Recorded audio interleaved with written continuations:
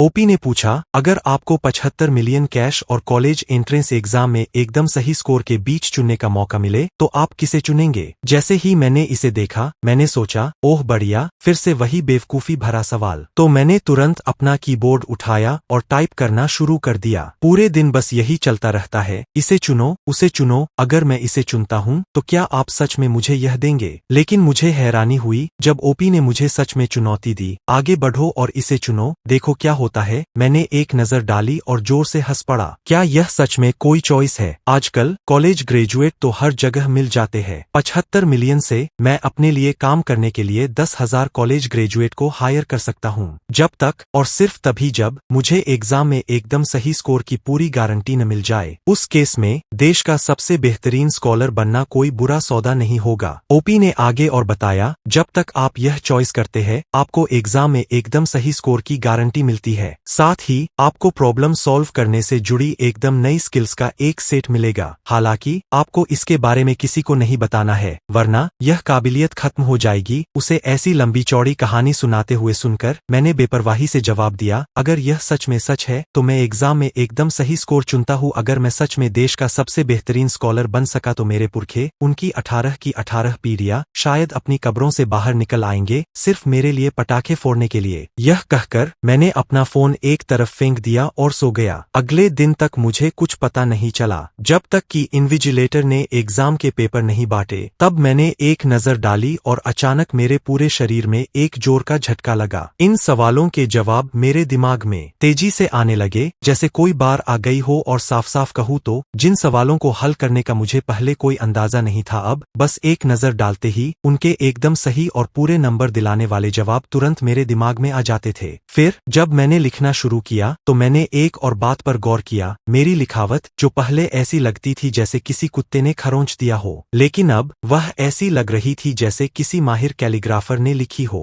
मेरी आंखों की पुतलियां एकदम सिकुड़ गईं। यह जरूर प्रेजेंटेशन पॉइंट्स का बोनस रहा होगा, वरना भले ही मेरे पास एकदम सही जवाब होते, अगर मेरे नंबर तय सीमा से ज्यादा आते तो जरूर एक दो नंबर काट लिए जाते, ठीक वैसे ही जैसे क्रेडिट स्कोर में पेनल्टी लगती है। तो सवालों के जवाब देने और बिजली की तेजी से अपना पेपर जमा करने के बाद मैं एग्जाम हॉल से बाहर निकल आया। अपनी इस नई काबिलियत को परखने के लिए मैंने एक पेन उठाया और यह वाक्य लिखा, मैं बहुत हैंडसम हूँ, मैं सचमुच अजय था। सिर्फ अपनी इस शानदार लिखावट के दम पर मैं आसानी से एक मशहूर कैलीग्राफर बन सकता था। इस खोज से मैं खुशी से फूला नहीं समा रहा था। सिर्फ उस एक चीनी भाषा के एग्जाम ने मुझे इतनी जबरदस्त काबिलियत दे दी थी। अब मेरे लिए उन महज 75 मिलियन का क्या मतलब रह गया था। उस दोपहर मैथ के एग्जाम के दौरान मैंने एक बार फिर भगवान की तरह प्रदर्शन किया। हर एक सवाल के लिए सैकड़ों संभावित हल पलक झपकते ही मेरे दिमाग में कौंध गए। इनमें से कई हल तो मेरी मौजूदा समझ से भी परे थे। वे समस्या समाधान के ऐसे तरीके थे जो धरती पर मौजूद ही नहीं थे। जब मैथ का एग्जाम खत्म हुआ तो पूरा एग्जाम हॉल रोने पीटने और मातम की आवाजों से भर गया। हे भगवान, मैंने अभी अभी आखिरी सवाल देखा, वह तो एडवांस्ड मैथ का सवाल है। इस साल के सवाल तो बिल्कुल जालिमाना है। बाकी बचे एग्जाम्स के दौरान मैंने अपनी जबरदस्त रफ्तार जारी रखी और अपने दिमाग में दुनिया बदलने वाले ढेरों हुनर हासिल कर लिए। जब मैं एग्जाम हॉल से सबसे पहले बाहर निकला तो आसपास के छात्र पूरी तरह हैरान होकर मुझे घूरते रह गए। क्या उस बच्चे ने अभी अभी कोरा कागज जमा कर दिया? लेकिन मैंने उनकी गपशप और अटकलों पर कोई ध्यान नहीं दिया। एग्जाम हॉल के लिए मैं बस अपनी रहस्यमय, अथाह और दूर जाती हुई परछाई की एक छवि छोड़ गया। 2 दिन बाद हजारों बेहतरीन टीचर अपने कंप्यूटर के सामने बैठे तेजी से एग्जाम की कॉपियां जांच रहे थे। साउथ वेस्ट ग्रेडिंग टीम के मुखिया चेन क्यू इधर उधर टहलते हुए काम की निगरानी कर रहे थे। वह लगातार इस बात पर जोर दे रहे थे कि ग्रेडिंग में एक भी गलती बर्दाश्त नहीं की जाएगी, क्योंकि एक छोटी सी गलती किसी बच्चे की पूरी जिंदगी पर असर डाल सकती है। उनकी बात खत्म होने के कुछ ही पल बाद ग्रेडिंग करने वाला एक टीचर अचानक खड़ा हो गया। चेन क्यू ने तुरंत उस पर झिड़कते हुए कहा, तुम्हें क्या लगता है तुम क्या कर रही हो? क्या तुम्हें नहीं पता कि तुम्हें चुप रहना चाहिए? शिया चुकसुए, जो उस पेपर की जांच के लिए जिम्मेदार टीचर थी, पूरी तरह से हैरान रह गई। टीम लीडर चेन, आपको यह देखना ही होगा, उसने कहा। मुझे लगता है कि यह एक पूरे नंबरों वाला निबंध है। पूरे कमरे में सन्नाटा छा गया। पूरे नंबरों वाला निबंध, और जांच तो अभी शुरू ही हुई थी। चेन क्यू अपनी कंप्यूटर स्क्रीन के बिल्कुल करीब झुक गया और लिखे हुए को ध्यान से देखने लगा। सिर्फ एक पन्ना पढ़ने के बाद ही उसके चेहरे के हावभाव पूरी तरह बदल गए। यह लेखन तो कमाल का है, वह खुशी से चिल्लाया। भले ही इसका विषय वस्तु कुत्ते की लीद जैसा ही क्यों न हो, फिर भी मुझे इसे 20 नंबर देने ही पड़ेंगे। जैसे ही उसने अगला पन्ना पढ़ा, चेन क्यू के पूरे शरीर में रोंगटे खड़े हो गए। महज 1000 शब्दों में इस छात्र ने चीनी राष्ट्र के पूरे उत्थान, पतन, गौरव और अपमान को समेट लिया था। अचानक वह जोर से चिल्लाया, इसकी रिपोर्ट करो, इसकी तुरंत रिपोर्ट करो। हो सकता है कि हम ही इस साल का पहला पूरे नंबरों वाला निबंध देने वाले बन जाए। कुछ दिनों बाद गणित के पेपरों की जांच शुरू हुई। एक टीचर अचानक घबराकर चिल्लाया, जांच में कुछ गड़बड़ है। सारे जवाब सही है, लेकिन सवालों को हल करने के जो तरीके इस्तेमाल किए गए हैं वे बिल्कुल समझ से बाहर है। दुनिया के इतिहास में पहले कभी नहीं, इस पल से पहले तक ऐसी कोई चीज कभी नहीं हुई थी। उसी पल जीवन के हर क्षेत्र से प्रभावशाली लोगों ने अपने फोन निकाले। वे दूसरी यूनिवर्सिटी से पहले बाजी मारना चाहते थे और मुझे एडमिशन का लेटर भेजना चाहते थे। इस बीच मेरे माता पिता तो और भी ज्यादा जोश में आ गए थे। बेटे, मेरे पिता चिल्लाए, क्या तुमने खबर देखी? लू चुआन नाम के एक नए ग्रेजुएट ने पूरे 750 नंबर हासिल किए हैं। उसका नाम बिल्कुल हमारे बेटे जैसा ही है। यह सुनकर मैं लड़खड़ाते हुए अपने बेडरूम से बाहर निकला। क्या बस एक छोटी सी भी गुंजाइश है? मैंने पूछा कि यह लू चुआन नाम का व्यक्ति असल में मैं ही हूँ। जब मैंने अपने नंबर देखन के लिए अपना फोन निकाला तो पूरे 750 नंबरों के नतीजे ने उनकी आंखें ही चौंधिया दी। मेरे पिता एक पल के लिए वहीं जम गए, फिर अचानक दरवाजे की तरफ भागे। मैं जाकर देखता हूँ कि कहीं हमारे पुरखों की कब्रें फत तो नहीं गईं। मैंने जल्दी से अपने माता पिता को शांत किया और फिर उन्हें बताया कि मेरा यूनिवर्सिटी जाने का कोई इरादा नहीं है। इसके बजाय मेरी योजना थी जानबूझकर परीक्षा निर्धारण समिति को उकसाकर सवालों का कठिनाई स्तर बढ़वाना और फिर सार्वजनिक रूप से यह घोषणा करना कि मैं अगले साल फिर से कॉलेज प्रवेश परीक्षा दूंगा। दूसरों के लिए कॉलेज प्रवेश परीक्षा सिर्फ यूनिवर्सिटी में एडमिशन का लेटर पाने का एक जरिया है, लेकिन मेरे लिए यह खुद को बेहतर बनाने का एक जरिया है। सिर्फ एक बार परीक्षा देकर मैं पूछे गए सवालों से जुड़ा सारा वैज्ञानिक ज्ञान तुरंत हासिल कर सकता हूं और इस तरह रातों रात एक विश्वस्तरीय गणितज्ञ या भौतिक विज्ञानी बन सकता हूं। मुझे धुंधलासा याद था कि कुछ बेशर्म देशों ने हमारी तरक्की को रोकने की कोशिश में नाकाबंदी की कौन कौन सी चालें चली थीं। अगर मैं किसी तरह उन्हीं प्रतिबंधित तकनीकी चुनौतियों को कॉलेज के एंट्रेंस एग्जाम के पेपर में शामिल करवा पाता तो क्या हमारी सारी मुश्किलें पल भर में हवा में गायब नहीं हो जाती? जाहिर है मैं इस बारे में किसी को कुछ नहीं बता सकता था। जब मैंने यह पक्का वादा किया कि अगले साल मैं जरूर यूनिवर्सिटी जाऊंगा और इसके लिए कॉलेज के एंट्रेंस एग्जाम दोबारा दूंगा, तब जाकर मेरे माता पिता ने बेमन से मेरी योजना मान ली। ठीक अगले ही दिन रिपोर्टरों का एक बहुत बड़ा हुजूम हमारे घर पर उमड़ पड़ा, जो मेरी जिंदगी की हर छोटी बड़ी बात जानने के लिए बेताब था। उनके साथ देश की कुछ सबसे बेहतरीन यूनिवर्सिटी के प्रतिनिधि भी आए थे, ऐसी संस्थाएं जो अपनी जबरदस्त प्रतिस्पर्धा के लिए जानी जाती थीं।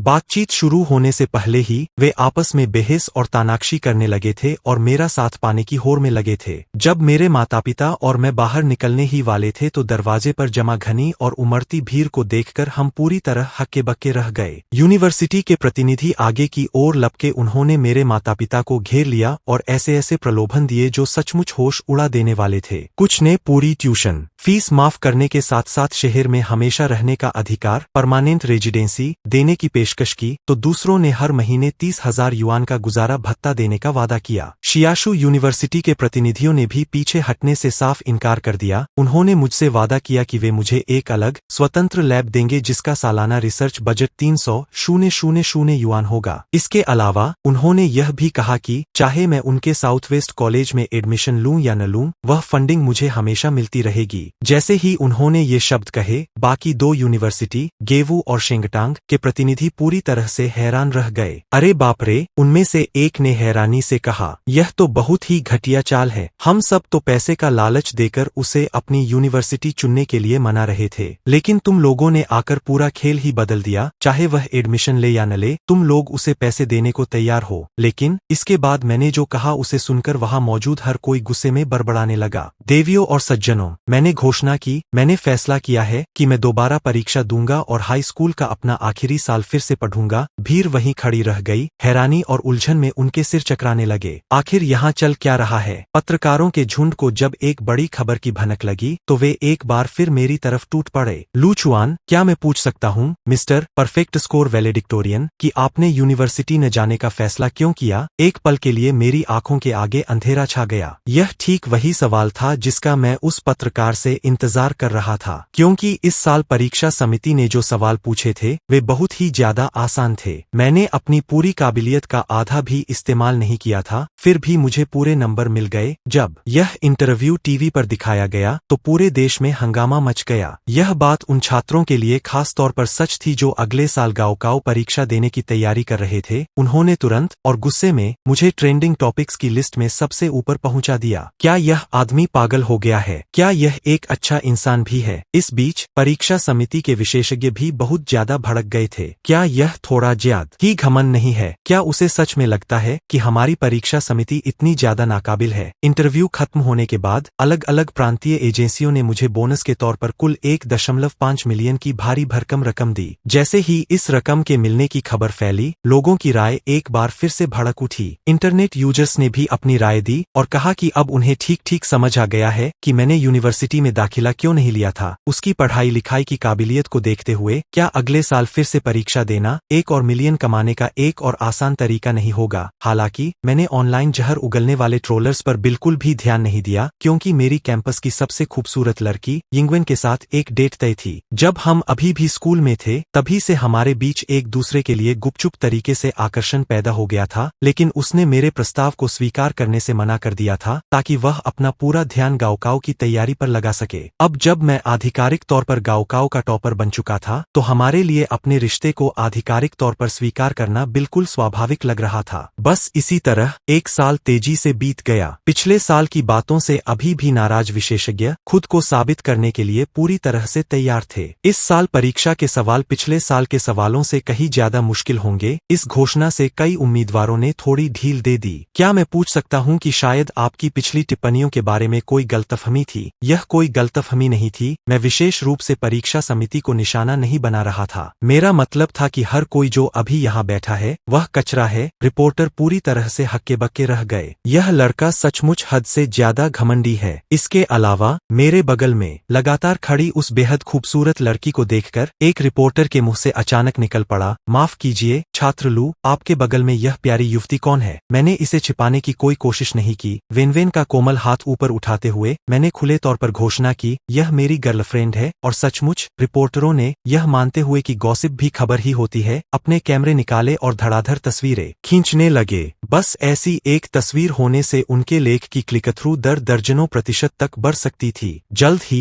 कॉलेज प्रवेश परीक्षाएं ठीक तय समय पर शुरू हो गईं। मेरी उम्मीदें पूरी तरह से सही साबित हुईं। जिस पल मैं कोई सवाल पढ़ना खत्म करता उसका जवाब अपने आप मेरे दिमाग में आ जाता। इसके अलावा मुझे एक भी गलती करने की चिंता करने की जरूरत नहीं थी। असल में इस बार मैंने अपनी लिखने की शैली भी बदल दी। फिर भी मेरी लिखावट इतनी तेज और प्रभावशाली थी कि वह शार्प स्कूल के उस्तादों को भी टक्कर दे सकती थी। दोनों निरीक्षक बीच बीच में मेरी तरफ देखते रहते थे। मुझे बिना किसी रुकावट के तेजी से लिखते हुए देखकर उनमें जिज्ञासा जाग उठी, तो वे खड़े हो गए और परीक्षा हॉल में गश्त लगाने लगे। जब उनमें से एक की नजर मेरे परीक्षा पत्र पर पड़ी तो वह पूरी तरह से मंत्रमुग्ध हो गया और वहीं अपनी जगह पर जरवत खड़ा रह गया। एक नौजवान जिसकी उम्र मुश्किल से 19 साल थी, फिर भी यह देखकर कि मैंने बिना एक पल की भी हिचकिचाहट के लिखना शुरू कर दिया था, उसके चेहरे के हावभाव बार बार बदलते रहे। जब तक मैंने पूरा पेपर लिखकर भर दिया तब तक उसके दिल में ऐसा महसूस हो रहा था मानो कोई बिल्ली अपने पंजों से उसे खरोंच रही हो। वह असहनीय जिज्ञासा से बेचैन हो उठा था। दूसरे परीक्षार्थियों ने मुझे एक बार फिर से अपना पेपर समय से पहले जमा करते हुए देखकर तुरंत ही झुंझलाहट में अपनी आंखें घुमा लीं। ओह, फिर आ गया यह छोटा शैतान। क्या मैं बस सामान्य लोगों जैसा व्यवहार नहीं कर सकता था? कुछ दिनों बाद गाओकाओ राष्ट्रीय कॉलेज प्रवेश परीक्षा संपन्न हो गई। मूल्यांकन समिति ने अपने अपना काम शुरू किया।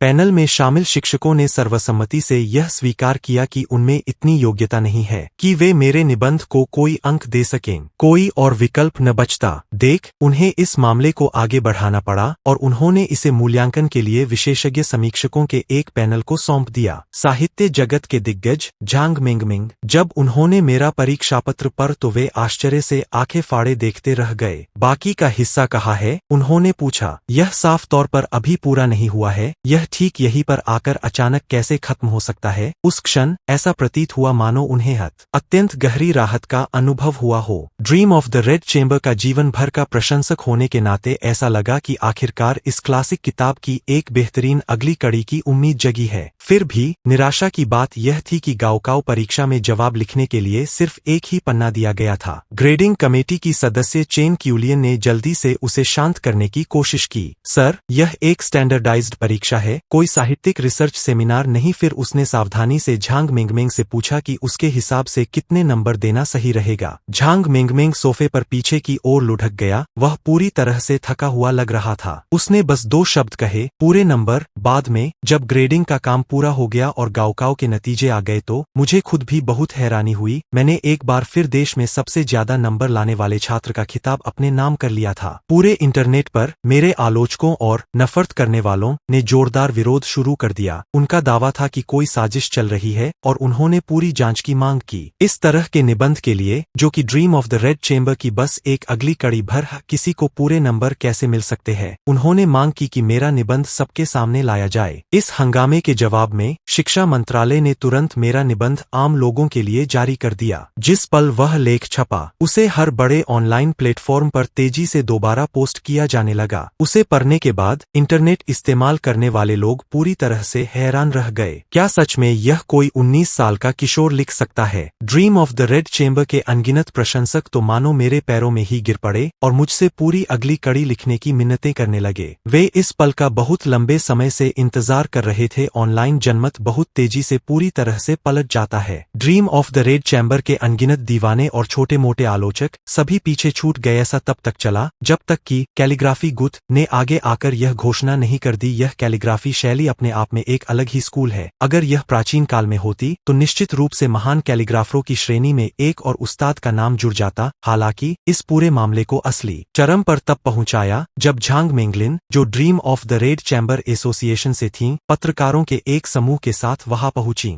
उन्हें उम्मीद थी कि मैं dream of the red chamber का बाकी हिस्सा लिखना जारी रखूंगा, एक ऐसा काम जिसे उन्होंने पहले बेकार और अजीब कहकर खारिज कर दिया था। उनका तर्क यह था कि फिलहाल मेरे अलावा किसी और में इस उपन्यास को सचमुच पूरा करने की क्षमता नहीं है। यह देखकर कि एसोसिएशन के बुजुर्ग सदस्य इस मामले को लेकर कितने परेशान और भावुक थे, मैंने अनिच्छा से उनके अनुरोध को मान लिया। कलम और कागज उठाकर और ठीक वहीं सबके सामने मैंने कहानी का पूरा बचा हुआ हिस्सा लिख डाला, अध्याय 81 से लेकर बिल्कुल अंत तक। झांग मिंगलिन सोफे के बीच में बैठी थीं और उस पांडुलिपि को ऐसे थामे हुए थीं मानो वह कोई अनमोल खजाना हो। चलो इसे प्रकाशित करते हैं, उन्होंने जोर देकर कहा। प्लीज, आपकी शर्तें क्या है? हमारा dream of the red chamber association उन्हें पूरा करने के लिए अपनी पूरी ताकत लगा देगा। हालांकि मैंने बस शांति से सिर हिला दिया। यह दूसरों के पढ़ने के लिए ही लिखा गया था, बस प्रकाशन के सामान्य नियमों के अनुसार आगे बढ़े। लेकिन मैं आपसे एक छोटी सी मदद मांगना चाहूंगा। उस समय झांग मिंगलिन बहुत अच्छे मूड में थीं। उन्होंने मुझसे बेझिझक बोलने को कहा और वादा किया कि जब तक यह उनकी पहुंच में होगा वह इसे जरूर पूरा करेंगी। फिर भी जिसकी उन्हें बिल्कुल उम्मीद नहीं थी वह यह था कि मेरी गुजारिश यह होगी कि वह राष्ट्रीय परीक्षा समिति से संपर्क करें और उन्हें निर्देश दे कि अगले साल की कॉलेज प्रवेश परीक्षाओं के सवाल जितने मुश्किल हो सके उतने मुश्किल बनाए। झांग मिंगलिन मुझे घूरती रहीं, उनके होंठ कुछ कहने के लिए खुले और फिर बंद हो गए। आप आखिर सवाल कितने मुश्किल चाहते हैं? आप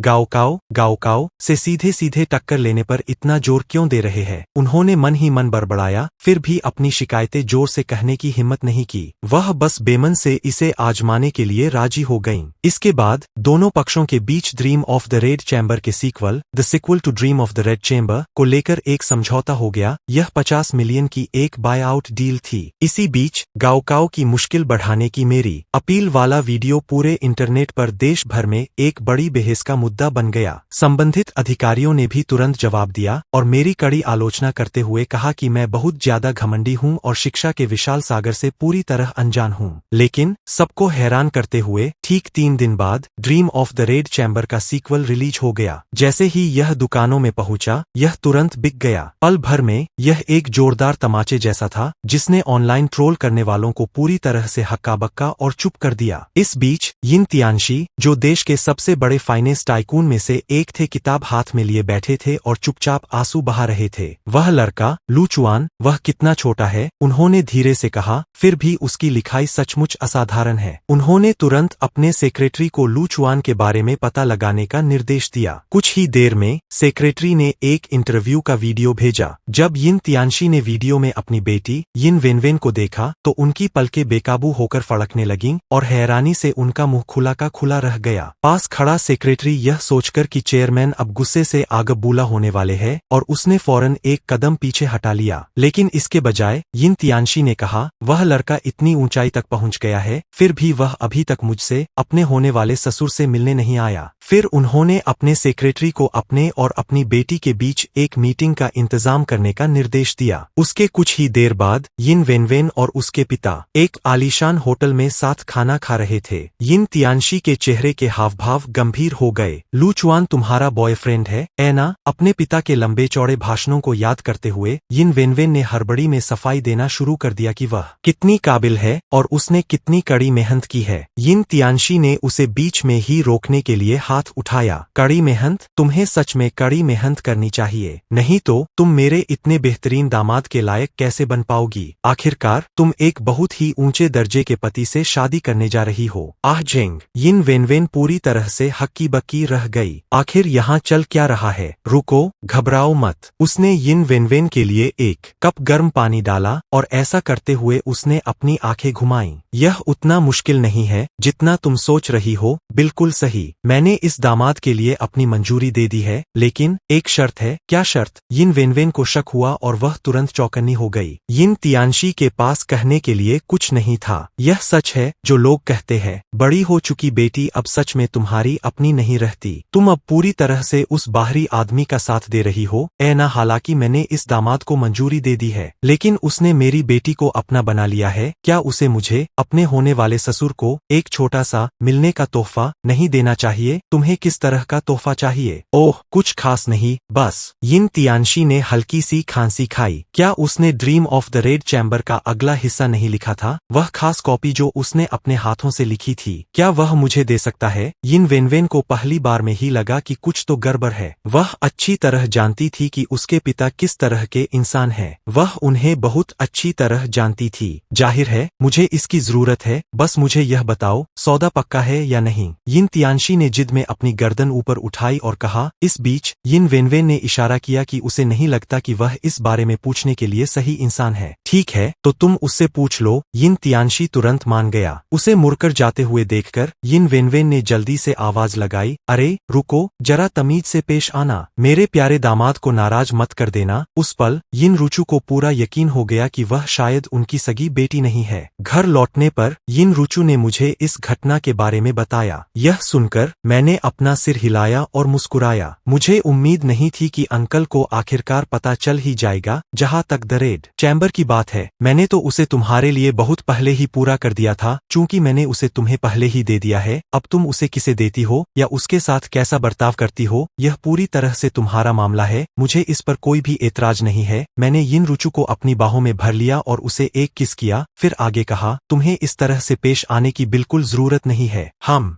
दोनों बराबर है, ऐना। हम दोनों बराबर है, यह सच है, उसने जवाब दिया। लेकिन फिर भी मुझे लगता है कि मुझे तुमसे इजाजत लेनी चाहिए। उसने राहत की सांस ली। उसके होठों पर एक प्यारी सी मुस्कान थी। लेकिन यह सच में बहुत बढ़िया है कि तुम मान गए। अब हमारे बीच कोई भी अधूरी बात या एहसान बाकी नहीं रहेगा। उसके बाद यिन रुचु और मैं उसके पिता से मिलने गए। शुरू में सब कुछ बहुत आराम से चल रहा था। अचानक उसके पिता ने सूखी खांसी खाई। ओह हाँ, इस बारे में बात करें तो तुम दोनों शादी का सर्टिफिकेट कब बनवाने का सोच रहे हो? अरे क्योंकि हमने अभी अभी उस चाय की घूंट ली थी जो हम उन्हें परोस रहे थे, इसलिए वह सारी चाय यिन तियानशी पर गिर गई। डैड, मैं भी आजकल काफी बिजी रही हूँ। मुझे पता था कि मेरे होने वाले ससुर मेरे आकर्षण से पूरी तरह प्रभावित हो चुके थे, लेकिन मुझे यह अंदाजा नहीं था कि मैंने उन्हें कितनी गहराई से अपना बना लिया था। अंकल, मैंने कहा, हम तो अभी सिर्फ 19 साल के हैं, यह तो सच है, उन्होंने जवाब दिया। मुझे देखो, मेरा तो दिमाग ही खराब हो गया है। यिन तियानशी ने अपने माथे पर हाथ मारा। तुम दोनों अभी कानूनी तौर पर बालिग नहीं हुए हो, लेकिन हम शादी की दावत तो पहले कर सकते हैं, ऐ ना? हम तुम्हारे माता पिता से मिलने का इंतजाम कब कर सकते हैं? हम कोई शुभ दिन और समय चुन लेंगे और इस मामले को निपटा लेंगे। डैड, यिन रुचु घबराकर चिल्लाई, अपनी बेटी की शादी के लिए कोई इतनी जल्दबाजी क्यों करेगा? भले ही मैं खुद इसके लिए पूरी तरह तैयार हूँ, लेकिन एक पिता होने के नाते आपको इस तरह की बातें नहीं करनी चाहिए। हालांकि यिन तियानशी ने बस हाथ हिलाकर उसकी बात को टाल दिया। शांत हो जाओ, शांत हो जाओ, उसने कहा। क्या तुम्हें लगता है कि मुझे नहीं पता कि यह शादी करने का सही तरीका नहीं है? लेकिन इतना अच्छा दामाद मिलने पर हमें इसे जल्दी से पक्का कर लेना चाहिए। क्या होगा अगर कुछ गड़बड़ हो जाए और कोई और उसे हथिया ले? यह सुनकर मैं कुछ देर के लिए अवाक रह गया। अपने इस अति उत्साही ससुर को शांत करने की पूरी कोशिश करने के बाद मैंने कोई बहाना बनाकर वेनवेन को साथ लिया और वहां से निकल गया। कुछ ही समय बाद कॉलेज प्रवेश परीक्षाओं के नतीजे एक बार फिर घोषित किए गए। दूसरी बार परीक्षा में पूरे अंक हासिल करने के बाद कई प्रतिष्ठित विश्वविद्यालयों ने मुझे अपने यहाँ बुलाने के लिए होड़ लगा दी, लेकिन मैंने उन सभी के प्रस्तावों को एक एक करके ठुकरा दिया। मैंने तो यहाँ तक कह दिया कि परीक्षा के प्रश्न बहुत ही आसान थे और यह उम्मीद जताई कि अगली परीक्षा में प्रश्न बनाने वाले विशेषज्ञों का समूह प्रश्नों का कठिनाई स्तर थोड़ा और बढ़ा देगा। ऐसा करने के पीछे मेरा मकसद बार बार परीक्षा देकर देश को उन तकनीकी बाधाओं से उबरने में मदद करना था, जिनका सामना वह अंतर्राष्ट्रीय प्रतिबंधों के कारण कर रहा था। हालांकि यह एक ऐसा राज था जिसे मैं किसी को भी नहीं बता सकता था, क्योंकि अगर मैं ऐसा करता तो मेरी विशेष शक्तियां खत्म हो जाती।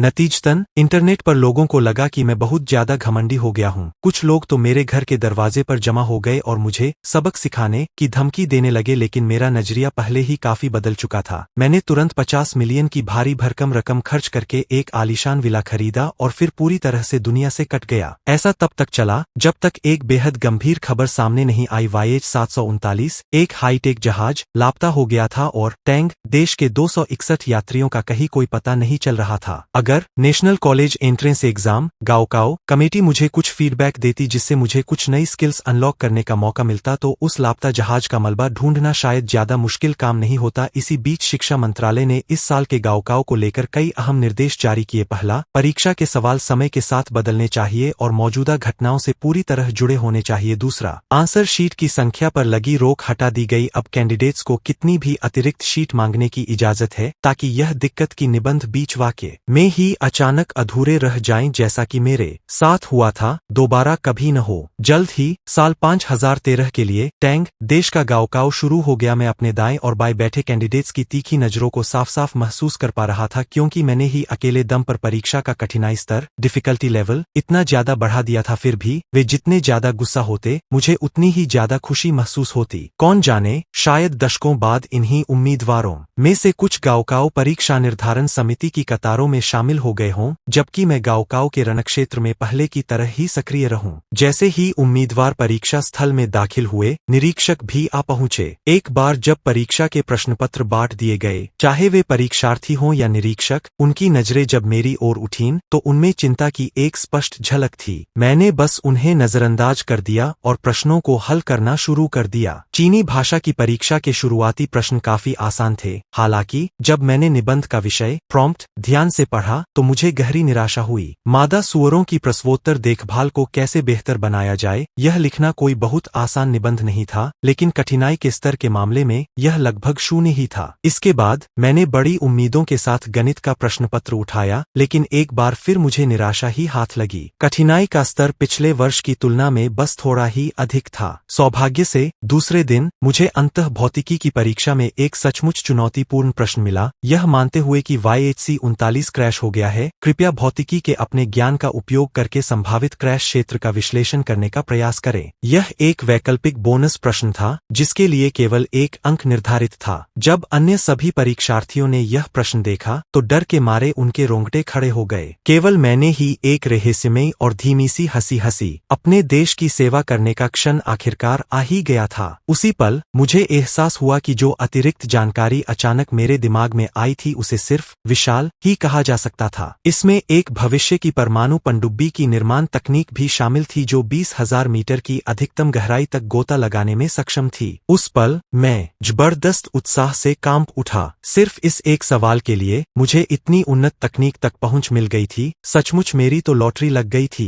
अचानक मेरे दिमाग में एक विचार कौन था, क्या यह हो सकता है विमान के मलबे का पता लगाने के लिए जरूरी पहली शर्त। फिर भी आज की असली दुनिया में इसके बारे में जांच के कोई भी नतीजे अभी तक जारी नहीं किए गए थे। कॉलेज प्रवेश परीक्षाएं खत्म होने के बाद सभी परीक्षार्थी ने यह प्रश्न देखा तो डर के मारे उनके रोंगटे खड़े हो गए। केवल मैंने ही एक रहस्यमय और धीमी सी हंसी अपने देश की सेवा करने का क्षण आखिरकार आ ही गया था। उसी पल मुझे एहसास हुआ कि जो अतिरिक्त जानकारी अचानक मेरे दिमाग में आई थी उसे सिर्फ विशाल ही कहा जा सकता था। इसमें एक भविष्य की परमाणु पनडुब्बी की निर्माण तकनीक भी शामिल थी जो 20,000 मीटर की अधिकतम गहराई तक गोता लगाने में सक्षम थी। उस पल मैं जबरदस्त उत्साह से कांप उठा। सिर्फ इस एक सवाल के लिए मुझे इतनी उन्नत तकनीक तक पहुंच मिल गई थी, सचमुच मेरी तो लॉटरी लग गई थी। अचानक मेरे दिमाग में एक विचार कौन था, क्या यह हो सकता है विमान के मलबे का पता लगाने के लिए जरूरी पहली शर्त। फिर भी आज की असली दुनिया में इसके बारे में जांच के कोई भी नतीजे अभी तक जारी नहीं किए गए थे। कॉलेज प्रवेश परीक्षाएं खत्म होने के बाद सभी परीक्षार्थी उस जानलेवा विमान दुर्घटना के बारे में चर्चा कर रहे थे। फिर भी लोगों की राय बंटी हुई थी, किसी एक बात पर सहमति नहीं थी। आधे महीने बाद गाँव के नतीजे जारी किए गए। जैसा सोचा था मुझे 749 अंक मिले। मैंने साफ साफ सही जवाब लिखे थे, फिर भी उन्होंने मुझे पूरे अंक नहीं दिए। कोई बात नहीं,